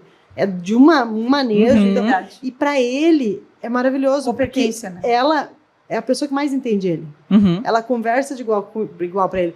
Ele tem confiança nela. E aí a questão da escola entender isso. Nessa primeira escola aí que deu problema, primeiro lugar, trocavam a rotina todo dia. Então o lanche às 4. Então ela ia lá e falava assim, Theo, agora a gente vai pro lanche. A professora, não, hoje não é lanche. Hoje vai começando a quebrar a rotina. E o vínculo dele com Claro. ela. Tipo, na cabeça dele, ela estava errada. Porque a previsibilidade vai caindo por terra. Exato. Aí a criança se desorganiza. Aí o problema é a criança, não a escola que não está seguindo o cronograma. Isso. Ou antecipa antes. Olha só, hoje, para todos, eu acho, né? Hoje o nosso lanche vai ser em outro horário. Lá quando começou a aula. 1 da É lá tarde, que a gente cheguei. avisa. Chegou, é aqui que a gente Hoje avisa a gente vai ter uma qualquer mudança, mudança que vai acontecer. até a gente Para se todos. desorganiza, né? Óbvio. Mas desculpa dizer, gente, isso aí é o básico. Para todo Mas não mundo. fazem. É. E aí o que acaba acontecendo? Ela tá lá, e o que acontece hoje nessa escola? Na escola anterior era assim, temos os alunos tal da turma tal e o aluno da Naná. Ou seja, ele não era aluno da prof, ele era aluno da Naná. E aí ela toda vez dizia, não, ele não é meu aluno. É aluno da Eu escola, sou né? acompanhante dele, ele é teu aluno ainda. Só que aí te olham feio, tu entendeu? Então hoje como é que funciona? Ele é o aluno da prof. Flávia, ele é o aluno da prof. Mili, ele faz tudo com a professora. Ela tá lá no cantinho. Vamos fazer uma atividade tal. Ela vem, começa a ajudar ele a se organizar e ele normalmente dá sequência. É o acompanhante de fato. E a ideia nossa a longo prazo é que cada vez vai precisar menos. entendeu? Essa é a ideia. Só que O quando profissional entrou, necessário é aquele que ninguém- menos é É a preciso. mesma coisa, gente. Eu venho da Alemanha para estudar numa escola, Uhum. ninguém fala alemão, Claro. alguém vai ter que me ajudar a interpretar, Claro. entendeu? Ela é intérprete das dificuldades dele, da ajuda. Mas assim, o AE entra muito junto, né? A gente tem uma outra pedagoga que é especializada, que ajuda muito, então junta ela com a escola, com a AE, com a prof. Aham. E assim, o Theo esse ano participou de passeio da escola, ele viajou com a escola, gurias. Imagina. Para Chapecó, 8 horas de ida, 8 horas de volta. Dormiu numa tribo indígena. Viveu o dia dos índios, como Que é que legal. funcionava. Plenamente. Porque a prof assume, Uhum. a prof faz. Os colegas incluíram. Tem um processo, tu tá falando que tem um processo realmente inclusivo na escola, Tem. que tem esse olhar para as nuances do desenvolvimento do TEL, que tem um acolhimento para a tua escuta familiar e que tem um trabalho de conversa. Sim. Porque eu acho que tem uma Escuta o diferença. terapeuta, né? Tem uma diferença entre a gente sentar para falar do sujeito Uhum. e sentar para falar sobre o sujeito. E eu acho que a gente precisa, nos processos inclusivos, é conseguir sentar em volta de uma mesa, os diferentes profissionais, falar sobre esse sujeito, sobre esse desenvolvimento, juntar, agregar esses conhecimentos, voltamos cada um para o seu espaço, porque o que eu faço na escola, nenhum outro lugar vai fazer. Porque a escola é coletiva, é 4 horas. E a escola é a porta da entrada da Exato, sociedade. Gente. Se eu não for exato. para a escola, eu não estou na Isso. sociedade, eu não estou A inserida. importância da escola é essa. E eu sempre gosto de falar para os pais típicos, tá? Se o meu filho não puder estudar, se ele não puder fazer uma faculdade, se ele não puder se desenvolver, ele vai ser alguém que o teu filho vai sustentar lá na frente. Porque, gente, a gente tem um gritante aumento de números de casos, tá? Uhum. Isso, em algum momento, vai começar a encarecer as políticas públicas de uma Exato. forma geral. A gente não vai durar a vida toda. Meu filho vai ter que ficar em algum lugar. Eu vou ter que pensar o que eu vou fazer com ele depois. Se um nível 1, que tem toda a capacidade de estudar, já é barrado da escola, pô, já é uma pessoa que vai ter que precisar Alguém vai ter de um que sustentar, benefício para exato. sustentar. Se o nível 2, que também tem capacidade de aprender, né? Se o nível 3, porque tu vê, o meu filho é um nível 3 que está aprendendo na escola. Uhum. Mais devagar, do jeito dele, mas está aprendendo. Ele está fazendo matemática, ele está fazendo as coisas. Pode ser que ele não faça uma grande formação, mas pode ser que ele arrume um emprego mais simples, que ele consiga pagar suas contas. Pode ser que e não faça viver questão de normal. segundo grau, mas aí também não tem, eu faço. E não vejo problema nenhum. Eu sempre pergunto, alguém usa a fórmula de Bhaskara? Gente, Exato. matemática sempre foi terrível para mim. E eu penso, por que eu tinha que decorar tudo aquilo? Exato. É sobre Mas isso. eu acho assim, a inclusão ela entra nesse papel geral, sabe? Ela é um papel de todos. Não Uhum. se faz inclusão sozinho. Exato. Então, quando alguém me faz. pergunta, essa tal escola é inclusiva, eu fico olhando para a pessoa e falo assim, tu quer saber se ela aceita matrícula, tu quer saber se ela aceita Exato. bem EAD, diferente, tu quer saber né? se ela E- tem material adaptado, inclusiva, E eu acho que nenhuma tem é. uma outra coisa importante também. Depende das relações que as pessoas estabelecem. Porque a escola, para mim, pode ser uma coisa, Uhum. porque eu consegui, com os meus recursos, estabelecer um tipo de relação com essa escola. Tu pode estar na mesma escola e tu estabelece um outro tipo de relação. Não, e para o teu filho, às vezes, pode funcionar super bem. Exato. Mas isso eu acho que é para tudo, gurias. Porque assim, no meu histórico escolar dos meus mais velhos, a Duda tinha TDAH, o Uhum. Lucas tinha essa facilidade de aprendizagem, então eram crianças diferentes numa mesma escola, com uma mesma mãe. Eu sempre dizia, às vezes a escola, já me aconteceu ao longo do caminho, a escola é muito boa e eu peguei um profissional ruim. Exato. Eu tive muito azar num professor nesse ano, e foi um ano maçante, difícil para todos, e principalmente às vezes para um que tem uma dificuldade Uhum. maior. Não quer dizer que toda a escola seja ruim, que precisasse todo o de um horário. processo. Às vezes eu já fui para a escola mais ou menos com um profissional maravilhoso, Sim. porque a gente está falando de uma pessoa ali. Exato. Por exemplo, nessa escola que o Theo não deu muito certo, um ano, mesma turma, tá? Mesma turma. Um ano foi ótimo. Uma professora com muita vontade de fazer. O segundo ano que a gente tirou ele da escola em maio foi péssimo. Não mudou a turma. Não mudou a escola. Mudou o a professor. professora. E aí, o que aconteceu? O que mudou? A reclamação dos pais, porque a forma como essa professora Encarava os levava... claro, os é sobre problemas. isso. Mas aí é a escola É que a escola, tem que observar claro. isso aí. A forma como esse professor levou, a forma como esse professor excluiu ele, ficou mais gritante. Exato. A primeira chegou a ter problema na coluna, de tanto que ela gostava de embalar ele, de chacoalhar coisas. Então, tipo, era uma professora com muita vontade, sabe? Então, eu acho que tem isso. O profissional, eu sei que eles ganham pouco, eles estão sobrecarregados, eles estão cansados. Mas eu sempre gosto de dizer, gente, vocês não viram professor pelo salário. Exato. A pessoa não vira professor por ficar rica. Tem muita profissão aí que tu faz pelo dinheiro. O professor não é uma. O professor tá ali porque ele gosta ou porque ele quer fazer alguma mudança na vida de alguém. Não, e hoje a gente tem falado, e eu vou falar de novo, né? Eu sou até a persona não grata em algumas escolas. Hoje, na educação do século XXI, tu não tem como trabalhar sem diversidade. Não tem. Tá? A diversidade, ela tá presente. Então, a gente tem 2 escolhas. Eu, enquanto professora, consigo lidar com isso e quero continuar sendo professora, Sim. com toda a dificuldade que vai ter, porque vai ter muitas, tu entende? Não vou dar conta de tudo, mas vou fazer o meu melhor. Ou eu posso escolher, não quero isso mais. Para mim não serve, vou fazer outra coisa da vida, que sempre é tempo da gente fazer o que quiser. A gente não tá enraizado nos lugares. Mas o que eu não posso é eu sofrer nesse processo e fazer o outro sofrer, né? E uma Isso aqui não coisa dá. que além do professor, além da escola, é inadmissível pais quererem tirar uma criança de uma escola. O movimento dos outros pais, né? Dos outros pais. Mas acontece. Não, eu vejo isso acontecer. Não, eu Nossa. passei por situações... Então, assim, como a escola permite isso, é como se fosse tirar da sociedade, sai daqui, vai para outro lugar. E aí é a falta ainda de uma postura firme da escola de manter. Não, ele é nosso aluno. Vamos fazer movimentos, flexibilizações. Mas o que a escola faz? Te troca de turma. Exato. Sim, aí vai te... Teve uma Não resolve reclamação o problema. de- Aí é integração. E aí, aí foi não o que é aconteceu inclusão. comigo nessa escola. Quando eles pediram para trocar de turma pela segunda vez, eu falei, o que eu digo pro meu filho que não fez nada de novo? Nada. Por que ele tá vendo os amigos no pátio e ele não faz parte mais daquela Isso turma? é muito perverso. É Eu tô perverso. usando essa perverso, palavra. E assim, É ó, ruim. a gente chegou ao ponto de um pai nos ameaçar fisicamente e eu ter que levar ele para a escola com segurança da escola, entrar e sair. E aí eu olhei para a escola e falei, é mais correto alguém que te ameaça Sair alguém que... do que alguém que tem um filho atípico. Vocês entendem a loucura? Sim, sim. E aí a gente participou de uma reunião uma vez com pais, assim, né? Aí um pai foi dizer, na maior da inocência, não foi por mal, um pai disse assim, ai gente, é só botar pro menino atípico mais um monitor. Aí a pessoa daí falou, não gente, não é isso. Não é sobre isso. Vocês precisam mudar o olho de vocês. É a mentalidade. Só que o que eu dizia nessa escola desde o início, tá? Foi uma escola que teve muita vontade de tentar acertar, mas aí chega na direção, já não consegue mais fazer. As meninas do AE tentavam muito, tá? O que eu dizia? Se vocês não, na matrícula, não falarem, somos uma escola inclusiva, as crianças da Exato. inclusão estão aqui por isso, isso e isso. E não vão sair. E não irão sair. Ou vocês se adaptam, ou tem mais N escolas. Tu queres em Porto essa Alegre, escola com essa filosofia, ou ou somos início, assim. outra escola. É na Somos uma matrícula escola para assim, todo assim, mundo. Isso. Estou visitando a escola, nós somos uma escola Isso. inclusiva. Vocês Queremos vão ter te avisar que é autista, vai ter isso. paralisia cerebral, vai ter Down, E e teu filho é assim que a vai escola conviver com a funciona. diferença.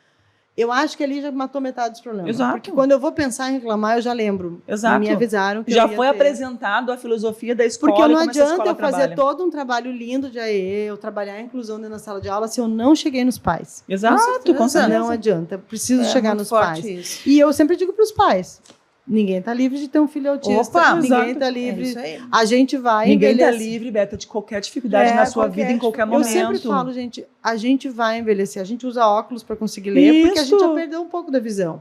Se a gente for viver até os 100, 100 e poucos anos, como Vai precisar de uma a gente bengala. vai precisar de bengala, de cadeira de roda, e aí a acessibilidade não é só para o PCD. Exato. A gente vai precisar. Acessibilidade é em algum para todo momento a gente vai mundo, né? precisar. E aí eu não preciso ter um filho autista para começar a ter um pouco de empatia. Eu não preciso me tornar um cadeirante para pensar na calçada. Exato. Eu preciso começar a pensar como um todo. Eu acho que essa ainda é uma falha grande da sociedade. Nosso tempo tá acabando. Vamos passar ficamos pra fazendo- de boa. Aqui é sem flexibilidade. Normal. A gente tem um quadro que a gente faz um bate-bola, tá? Tá. Então, vamos lá. Ai, meu Deus. É o que a gente chama Eu sou aqui de um TDAH, quadro, tá de gente. boa. Um conselho que toda escola devia escutar de uma mãe atípica. Escutem as mães. Perfeito. Tem que ouvir a mãe. Acho que na hora da matrícula, primeiro que fazem aquela reunião com todas as famílias juntas e a mãe atípica não tem vez. Quando tem a devolutiva da escola ali, do que foi feito na sala de aula, o teu filho nunca está naquele quadro apresentado de matéria, não sei o Aham. quê. Quando a professora e a escola te chama separado para ouvir, para tentar entender teu filho, aí o negócio vai. É meio caminho andado. Acho que tu fala de uma coisa importante, que ouvir e escutar são coisas diferentes. Uhum. Né? Ouvir, a gente escuta tudo, ouve o tempo inteiro. Escutar é realmente parar para ouvir essa história e tentar fazer esses registros, essas conexões, né? Bem importante isso. Poucas de nós vamos naquela devolutiva lá da escola, do trimestre e tudo mais, porque assim, eu tenho que fazer uma manobra para conseguir ter com quem deixar meu filho, para ir na reunião da escola na qual não vou falar dele. E eu ainda volto frustrada porque nada ali representa meu filho que está ali. Perfeito. Então, a apresentação de Dia de Mães, eu já fui muito embora chorando nunca é feito adaptado para aquela criança participar. Sim. Né? E aí, então, agora, falando isso, o que te irrita sobre a questão da inclusão? A falsa inclusão, né? Hoje se fala muito em inclusão, mas ela pouco acontece, né? Eu acho que temos muitas pessoas querendo fazer certo, tentando acertar, e eu valorizo muito quem tenta e erra. Porque é aquela coisa. Claro, aprende. Só erra quem está tentando. Mas aí tem os quietinho, que fingem que está tudo bem e não fazem nada. Então, eu acho assim, hoje se tem muito curso, gurias, muita coisa gratuita. Não necessariamente todo mundo que está na internet falando é pessoa com propriedade. Dá pra gente fazer um filtro. Mas com certeza. não é mais uma justificativa, né? Hoje, eu não tenho condições de fazer um curso capacitante. Tem muita coisa gratuita, tem muita coisa boa por aí. Concordo. Tu tem como pesquisar, tu tem como ir atrás, tem material gratuito para adaptar material. Então, assim, o professor que quer fazer de fato vai fazer, a escola que quer fazer de fato vai fazer. Tem aí várias ONGs, várias mães, que nem a gente, que estão sempre fazendo capacitações, cursos, tudo gratuito. A gente não cobra, eu nunca cobrei de escola, nunca cobrei de faculdade, eu não cobro, eu faço de graça, porque eu faço questão, que acho que é ali que vai mudar. É na escola e na faculdade que eu vou conseguir mudar alguma coisa. Ah, perfeito. É o que a gente tem achado ultimamente também, É, trabalhar com isso. Completa a frase, ser mãe atípica é? a mãe que ninguém quer ser. Mas, para ti, o que é ser essa mãe atípica? A mãe do menino mais amoroso do mundo. É isso que eu queria escutar. Ele é maravilhoso, assim. Com todas as limitações. E eu sempre digo, assim, se hoje tu me desse um remedinho, assim, ó, até vai deixar de ser autista. Eu acho que eu ia pensar 2 vezes, assim, antes de dar, porque ele não ia ser ele. Não ia ser o Theo. Eu sempre digo, o meu problema não é o autismo, gurias, são as comorbidades que vêm com ele, tá? Então, nossa maior dificuldade é a apraxia da fala, que dá dificuldade, mas aí a gente vai lá, entra com a comunicação alternativa e consegue resolver. É um distúrbio do sono, alguma outra comorbidade que a criança tenha, a epilepsia, que às vezes atrapalha muito. Então, tem N comorbidades que vêm com o autismo. O autismo puro e simples, ele não é um grande problema, tá? Eu acho... Eu falei isso no dia que a gente se encontrou lá no evento do balcão. Se a gente tivesse certeza que a gente teria todos os direitos garantidos, se eu tivesse certeza que o meu filho tem lugar na escola, se eu tivesse certeza que eu tenho condições de fazer as terapias, se eu tivesse certeza de que alguém vai cuidar dele quando eu morrer, se eu tivesse certeza que ele tem condições financeiras de se manter, eu não teria problema de ter um filho deficiente. O problema é a luta para conseguir tudo que eles têm direito. Todos os atravessamentos que a sociedade vem vindo. Então, assim, quando eu não consigo terapia, eu não consigo levar para a escola. Quando eu não consigo levar para a escola, eu não tenho rede de apoio. E aí vai virando uma bola de neve. Vira uma bola de neve que a gente não sabe mais onde é que é o início. Porque se eu consigo deixar um filho na escola às 7 da manhã e pegar o meio-dia, eu faço muita coisa nesse horário. Muita coisa. Seja descansar, porque eu não dormi à noite. Então, eu faço muita coisa. É uma mãe que tem uma meia vida. Mas quando essa escola fica meia hora, 1 hora, 2 horas com essa criança, e que às vezes eu ainda perdi tempo levando e trazendo, é uma mãe que normalmente desiste de levar para a escola. Sim. E muitos estão fora da escola, né? Certo. Sim. Um sonho teu pro futuro do Theo? Eu tinha o sonho dele ter um amigo, sempre foi, eu sempre falei isso. Meu sonho é que ele tivesse um amigo. Hoje ele tem 14, graças a Olha Deus. só. São muito amigos dele, muito amigos. Que ele fique bem quando eu me for. Acho que essa é uma coisa que a gente fala pouco, né, na maternidade atípica, né? É o maior medo, né? E é preciso que se converse sobre isso, né, Berta? Porque precisa preparar todo mundo nesse movimento, A né? gente tem alguns movimentos de mães atípicas já, de residência assistida e tudo mais. Casa de Lucas. Eu reformei minha casa toda agora, fiquei 3 anos quase em obra, 2 anos e meio. Quase fiquei louca morando dentro ainda, né? Ainda teve enchente no meio. Então, assim, a nossa casa foi toda reformulada para que, se um dia precisar, ela vire uma casa para adultos autistas, assim. Então, pode ser que um dia o Instituto precise usá-la, então ela está pronta para isso, assim. Então, E isso é uma política pública que a gente precisa pensar, né? Porque os sujeitos, eles envelhecem. E a família vai antes, E eu não né? quero que os meus mais velhos fiquem dependentes, entende? Se eu conseguir uma mínima autonomia dentro do que der, tá ótimo, né? Sim. Uma mulher, mãe, que te inspira. Ah, tem tantas gurias. Tantas. A minha mãe. A minha mãe é uma pessoa que se reinventou muito nesse meio tempo. Assim, ela teve uma criação muito diferente da nossa. Ela não viveu muito com a diferença. Ela foi professora, mas dentro da sala de aula dela nunca tiveram... Eu lembro de ter um aluno que tinha diabetes. A preocupação dela era a alimentação do aluno da diabetes. Então, e a minha mãe foi criada muito preocupada com o que os outros pensam, sabe? Aquela coisa, a gente foi criada muito agradando os outros. E quando veio um neto atípico, eu fiquei muito preocupada, porque a minha mãe teve muita dificuldade de brincar com o Theo.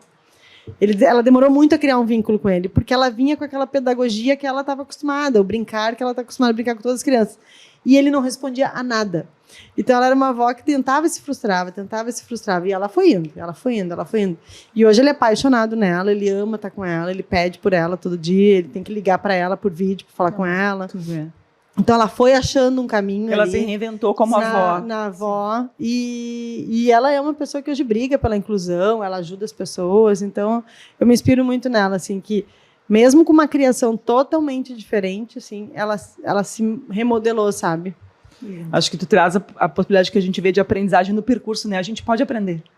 E essa coisa de, ela já tem 70 anos, não vai aprender. Vai aprender. Tem possibilidade de aprender, né? E ela é muito amorosa, assim, então ela peca muito, um pouco na história de tentar dar doce para as crianças, porque ela é a avó do Mas doce. é vó, né? Mas é vó, né? Desculpa, é vó. Mas ela tenta, achei porque ele é alérgico a leite, né? Achei um chocolate sem leite, então ela tá sempre atrás, assim. Tá bom, tá sendo vó. Vó é pra isso, né? Pra dar uma estragada ela dá o também. jeitinho dela. Se tu pudesse mandar uma mensagem, assim, pro Brasil inteiro sobre inclusão. O que eu penso, tá, gente? A gente agora está num momento bem difícil da inclusão no Brasil, né? Acabamos até de fazer ontem uma reunião ali do Colo com o pessoal lá da CONIA, que é uma associação de várias associações, para tentar falar com senadores e tudo mais. A gente tem um senador que está conseguindo mobilizar, mas esse último decreto ele foi um tiro no pé de todo mundo. Nem falamos assim. sobre isso, mas é difícil, né? Eu acho que uma coisa que a gente tem que ver, tá? Nada é 100% para todo mundo. A escola especial não é boa para todo mundo. Exato. A escola regular não é boa para todo mundo. Homeschooling não é bom para todo mundo. Para cada indivíduo, eu vou precisar de um tipo de ensino. Exato. O meu filho se adaptou bem na escola regular. Poderia ter tido que ir para especial. Tá tudo bem. E pode ser que um dia precise, e tá tudo bem. Desde que ela seja uma escola de qualidade. Tem crianças que só se adaptam na escola especial. A importância das APAES, né, que ao longo da vida fizeram... As escolas públicas também trabalho. São escolas públicas. Então, as escolas públicas eu vejo que estão muito bem preparadas, os professores com muita boa vontade. Então, assim, a escola privada precisa sair um pouco do seu privilégio ali e começar a entender um pouco mais que... Sim. A gente precisa deles justamente por isso que eu falei para vocês. Se eu posso pagar uma escola, eu não posso ocupar a vaga de quem não tem. Porque lá vai apertar o calo também, né? Então, eu vejo a escola muito assim... Eu não sou a mãe que chega chutando a porta. Eu vou sempre ser a mãe que, mesmo na dor, eu vou chegar e vou dizer, posso te ajudar para a gente fazer um trabalho melhor? Porque eu não quero meu filho numa escola que não queira ele. Eu notei que não querem ele, eu saio. Eu sou essa pessoa. Eu vi que aqui não é... Também tenho essa noção, tá, gurias?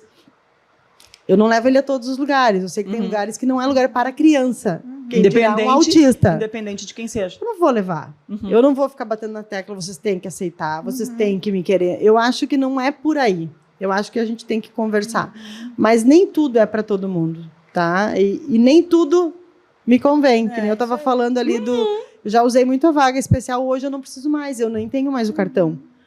É um direito que meu filho tem? Sim, com certeza. Mas nem todo direito a gente tem que usar. Não, Exato. Eu não tenho necessidade. Acho que tem que ter um bom senso. Eu hoje já treinei ele para esperar em fila, então eu não pego mais a fila preferencial. Quando eu vejo que ele está muito alterado no mercado, eu vou na fila preferencial. Então, depende. Na nutrição a gente usa muito depende. Pode, não sei o que.